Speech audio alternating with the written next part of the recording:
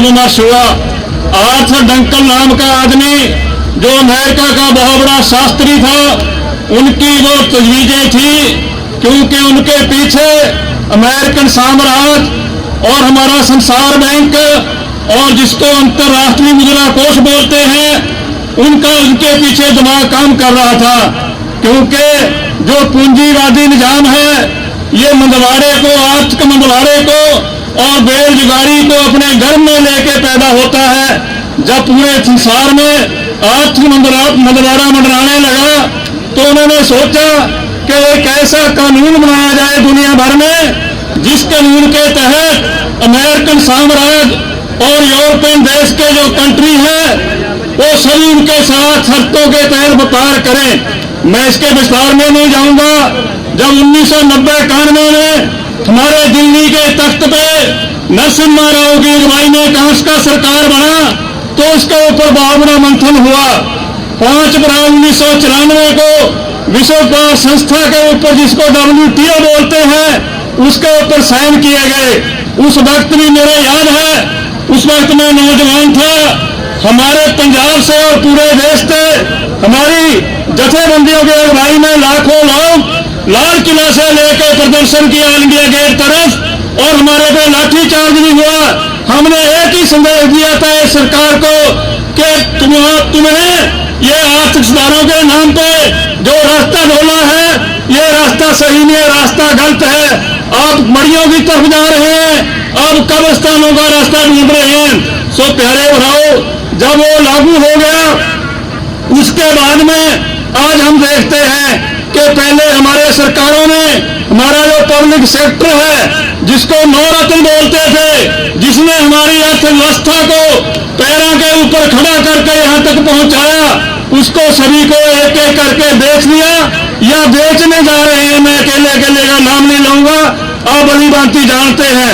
और बाद में बचा किसानी का जो खेती का धंधा है, क्योंकि खेती के बारे में उन्होंने जो कारपोरेट घराने के जो वकील काम करते हैं, जो मैनेजर हैं, उनके बड़े बड़े दिमाग हैं। वो 20 साल के पहले की परियोजना बनाते हैं सोच के।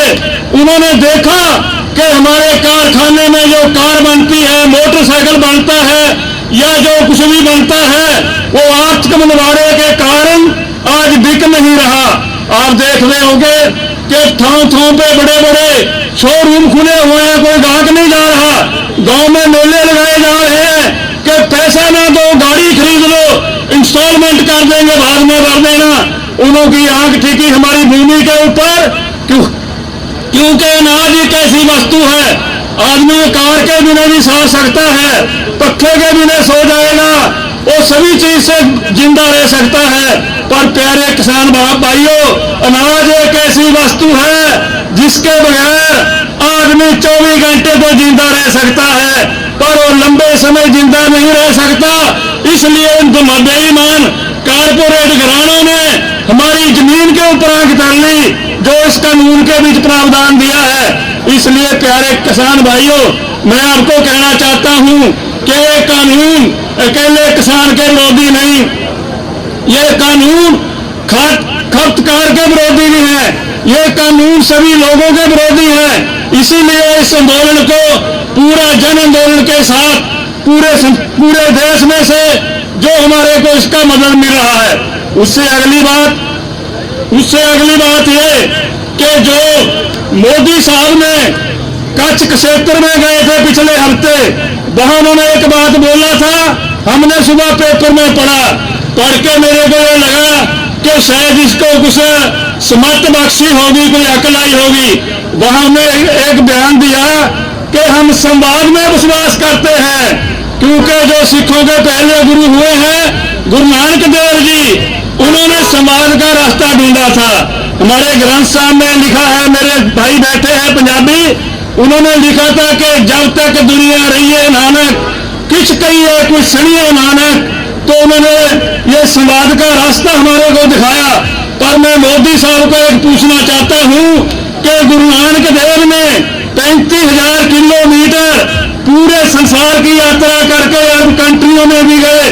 उन्होंने तो भाई लालों की कीर्त की राखी की थी, उन्होंने मलक भागों का विरोध किया, वो अपने मन बागो है, उनके साथ समाज रचा रहा है। सो प्यारे किसान भरावो, उनकी नींद साफ नहीं है। उसके बाद मैं आपका बहुता समय नहीं लेना चाहता, एक दो बातें करूंगा।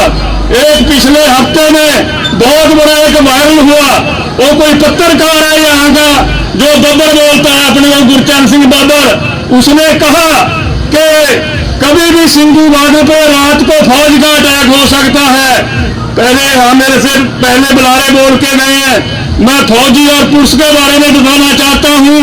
फौज में जो भी नौजवान भर्ती होता है वो किसान का बेटा है, वो मजदूर का बेटा है, वो अडानी अबानी या किसी मंत्री का बेटा नहीं। और इसलिए पुलिस में भी हमारे बेटे हैं। मैं बोलना चाहता हूँ कि जिस माँ ने एक बच्चे को अपने भ्रूण के अंदर 9 महीने झेला है और उसको पैदा करके अपनी लोरियों देके उसको अपने देश की रक्षा करने की गुर्ती देके फौज पे बाड़े में भेजा है, जो आज सियाचिन में छाती सामने करके बैठा है, सियाचिन ग्लेशियर पर्वत पे जहां ऑक्सीजन नहीं होता, और उसका माँ बाप यहाँ बॉर्डर पे बैठा है ठंडी बर्फीली रातों में। क्या वो बच्चे का ये मन करेगा कि मैं अपने बाप पे गोली चलाऊं? इतिहास गवाह है, इतिहास में ऐसी उदाहरणें दी जा सकती है कि संगीनों के रुख कई बार शासकों के खिलाफ हुए हैं और ये शासकों के खिलाफ हो सकते हैं। प्यारे भरावों में आखिर में एक ही बात कहना चाहता हूं, जैसे पहले बोला गया है कि निश्चय साफ होना चाहिए। संतोष और सब्र से, शांति से बड़ी बड़ी लड़ाइयां जीती है और जीती जाती है। आपने योद्धा स्वयंवर का तो सुना होगा ना। पहले जमाने में बड़े बड़े राजे अपनी लड़की की शादी का स्वयंवर रचाते थे। ऐसे ही द्रौपदी के पिता ने एक स्वयंवर रचा। उसमें क्या रखा कि एक तेल का कड़ाहा होगा, कड़ाहे के बीच एक खंबा होगा, खंबे के ऊपर चक्कर में मछली घूमेगी। जो योद्धा मछली की आंख में तीर डालेगा उसको मैं द्रौपदी का पल्ला भरा दूंगा। मेरे वर्गे बड़े बड़े योद्धे वहां तीर कमान लेकर आए पर कोई सफल नहीं हुआ। जिस अर्जुन का निश्चय पक्का था, दृढ़ इरादा था, निशाना सही था, जब उसकी बारी आई तो उसको कृष्ण ने इशारा किया कि अर्जुन जी क्या पोजीशन है। उसने बोला कि नीचे तेल का कड़ाहा उबर रहा है, उसमें एक खंबा गड़ा है, खंबे के ऊपर मच्छी घूम रही है, चक्कर में मछली की आंख दिखती है, कृष्ण और दिखता कुछ नहीं। तो तीर छोड़ा, मछली की आंख में लगा, द्रौपदी का पल्ला भड़के उसको भर के लाया। सो प्यारे किसान भाइयों, आपका भी निशाना पवित्र है, आपका कार्य पवित्र है, आपका निश्चय दृढ़ है। जो एक जोड़ी में मोदी ने जिसको रंगा बिल्ला बोला गया है, जो इन्होंने आज दिल्ली के 5 बॉर्डरों पे अडानी और अबानी का संपर्क चाहा है, तो आपकी एकता रूपी का जो तीर का निशाना है वो इस देश के बेईमान प्रधानमंत्री की 56 इंच की छाती के सीने में एक दिन जरूर खुलेगा और हमारी जीत होगी।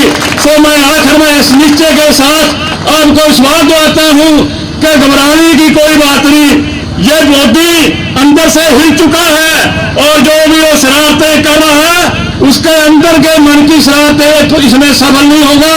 सो आप पूरे सब्र से जो आपके आगुओं को आपको देश आता है उसकी पालना करके, क्योंकि ऐसे आंदोलन में सरकार ने अपने जो चेले छोड़े होते हैं उनकी जैसी काम करती हैं, उनके बुलावे में न आकर एक निशाना हो हमारे संघर्ष का और जीतने का। इसके साथ भी आपका बहुत धन्यवाद करता हूं। इनकलाब जिंदाबाद, किसान एकता जिंदाबाद।